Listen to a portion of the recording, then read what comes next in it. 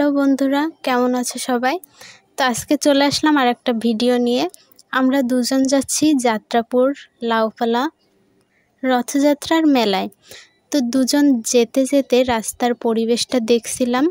অবশ্য রাস্তার ভিতরটা একটু ছায়াযুক্ত ছিল, এই জন্য খুব একটা বেশি খারাপও লাগছিল না, রৌদ্রও ছিল, তবে খুব ভালো চারপাশের পরিবেশ। আর এটা হচ্ছে আমার মাসি বাড়ির এলাকা, অনেকবার এসেছি, যার কারণে আমার মনের মধ্যে একটা আনন্দ হচ্ছিল। আর এই সবুজে ঘেরা সুন্দর রাস্তার মধ্যে দিয়ে বরকে আমার ছোটবেলার গল্প শোনাচ্ছিলাম, যখন আমি এখানে মাসি বাড়িতে যেতাম যাত্রাপুর লাউপালার রথযাত্রা মন্দিরে।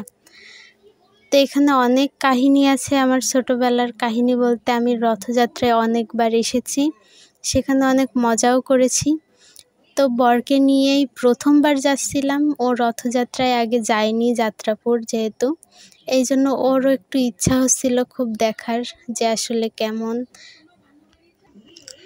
বউয়ের কথায় আমিও এই যাত্রাপুরে লাউপালা মন্দিরে রথযাত্রার মেলা দেখতে চলে গেলাম।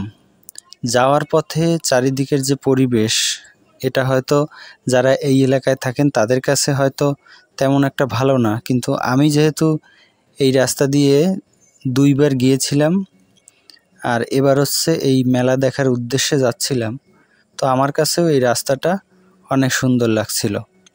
এখানকার আশেপাশের পরিবেশ, রাস্তার পাশের যে নদী এবং আকাশটা, ওই সময় আমি যখন যাচ্ছিলাম তখন আকাশটাও সুন্দর ছিল, দেখতে সত্যিই অনেক ভালো লাগছে। তাই ওই পুরো রাস্তার ভিডিওটাই টুনি বউকে দিয়ে করিয়েছি। এই যে দেখেন আমার ডান পাশে নদী, বাম পাশে গোলপাতা, মাঝে মাঝে টং দোকান, এগুলো দেখতে আসলেই অনেক ভালো লাগে।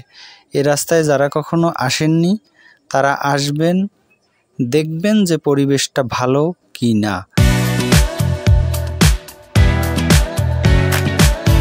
আর একটা কথা বলে রাখি, যেহেতু আমি এই মেলাতে আগে কখনো মেলার সময় আসিনি, মেলা ছাড়া আমি অনেকবার যাত্রাপুরে গিয়েছি, সেটা শুধুমাত্র কাজের ক্ষেত্রে, কোনো দরকার ছাড়া ওইখানে কখনো যাওয়া হয়নি। এই পথে যেহেতু মেলা হচ্ছে, তাই দুজনে বাইকে করে একটু মেলা ঘুরতে যাব, এই উদ্দেশ্যেই মূলত যাত্রাপুরে চলে আসলাম। এই যে দেখতে দেখতে আমরা কিন্তু এখন যাত্রাপুর বাজারে, তো বাজারের ভিউটাও কিন্তু সুন্দর।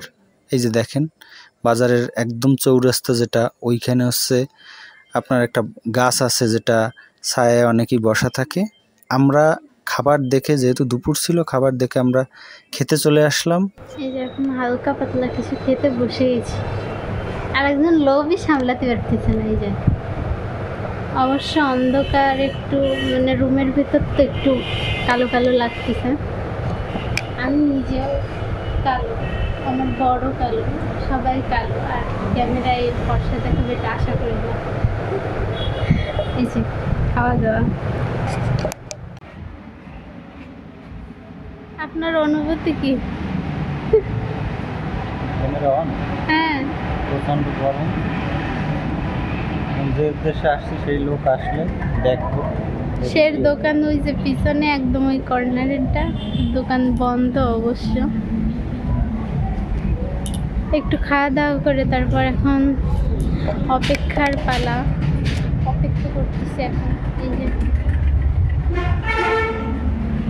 দুজনে অপেক্ষা করি, দেখো দিয়ে আমার দেখা